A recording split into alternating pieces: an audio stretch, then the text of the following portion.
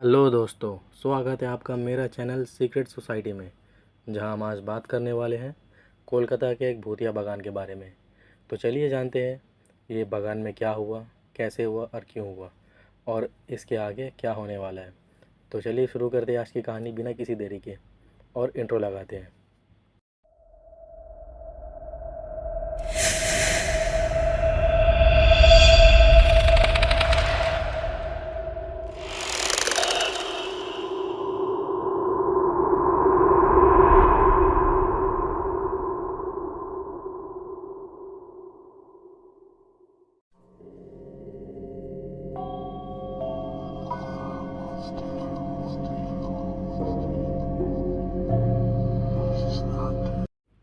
तो चलिए कहानी शुरू करते हैं, और ये कहानी मैं अपने पर्सपेक्टिव से सुनाने वाला हूँ, यानी कि मैं खुद। तो ये कहानी है कोलकाता के एक पुराने बागान की, जो आज भी लोगों के बीच अपनी भयानक घटना के लिए मशहूर है। ये बात 1980 के दशक की है, जब मेरे पिताजी अपनी नौकरी के कारण कोलकाता में रहते थे। उनका घर एक पुराने बागान के पास था, जिसे लोग भूतिया बागान भी कहते थे। ये बागान के बारे में कई अफवाहें थी, लेकिन सबसे ज़्यादा डरावनी वाली बात ये थी कि वहाँ रात के समय आवाज़ें आती थी, अजीब आवाज़ें जो लोगों को डरा कर रखती थी। लोग कहते थे कि वहाँ रात को एक औरत की आत्मा घूमती है, जो किसी तरह हम सबको देखती है और वो डराती है। एक दिन पिताजी के कुछ दोस्त उन्हें बागान के पास ले गए और कहा, अगर तुम सच में बहादुर हो तो इस बागान में एक रात गुजार कर दिखाओ। और मेरे पिताजी ने उन सब के बातों को मजाक में लिया और उनको बोला कि मैं यहाँ पे जाने के लिए तैयार हूँ। तो वो बागान के अंदर गए, कुछ समय वहाँ बिताया।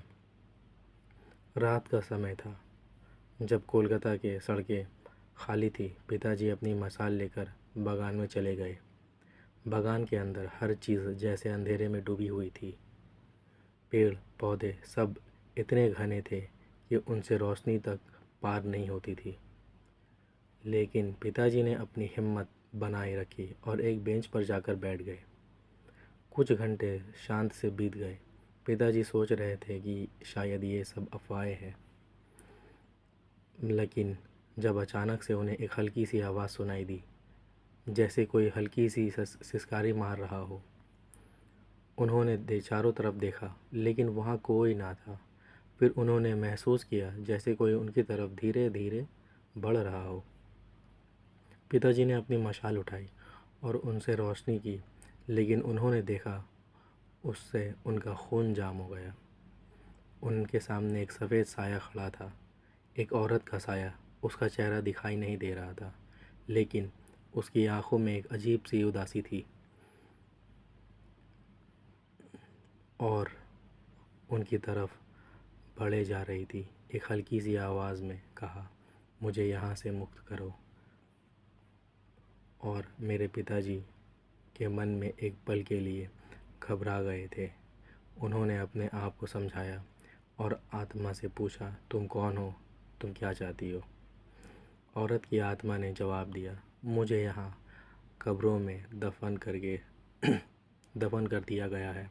मैं अपनी शांति के लिए यहाँ से मुक्ति चाहती हूँ।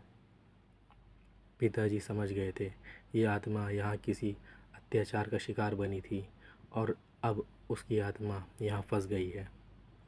पिताजी ने उस आत्मा की बात को समझकर अपने दिल से उसके लिए प्रार्थना की और कहा, मैं तुम्हें यहाँ से मुक्ति करने का वचन देता हूँ। जैसे उन्होंने ये बात कही, वो आत्मा धीरे धीरे हवा में घुल गई और उसके साथ ही बागान में छुपी हुई ठंडक थी चली गई। पिताजी ने देखा कि सुबह होने वाली थी और उन्होंने वहाँ से लौटने का फ़ैसला किया। अगली सुबह उन्होंने कुछ पुरोहितों को बुलाया और उस बागान में हवन और पूजा करवाई। पूजा के बाद वहाँ महसूस किया कि बागान में जो माहौल था बिल्कुल बदल गया था। वहाँ की भयंकर हवाएं और डरावनी आवाज़ें, सब कुछ जैसे एक पल में गायब हो गई थी।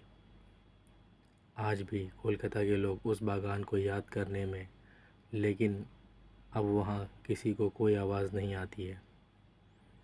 पिताजी के वचन और उनकी विश्वास के शक्ति के कारण आत्मा को मुक्ति मिल गई।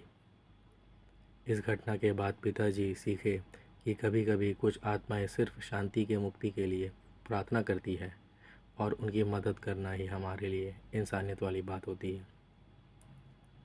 तो ये कहानी थी यहाँ कोलकाता के बागान की। मैं जानता हूँ कि ये कहानी उतनी डरावनी और उतनी हॉरर वाली नहीं थी, ना स्केरी थी ना स्पूकी थी ये, मगर एक सोशल मैसेज देती है आपको कि इंसान के साथ कैसा व्यवहार होना चाहिए और क्या करना चाहिए। आपको ये कहानी पसंद आई तो आप प्लीज़ सब्सक्राइब कीजिए, लाइक कीजिए और कमेंट कीजिए और शेयर कीजिए।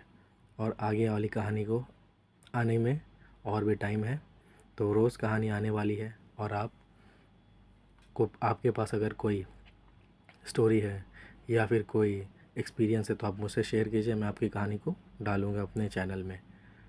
तो चलिए आज की आप कहानी यहीं ख़त्म करते हैं। Thank you, good bye.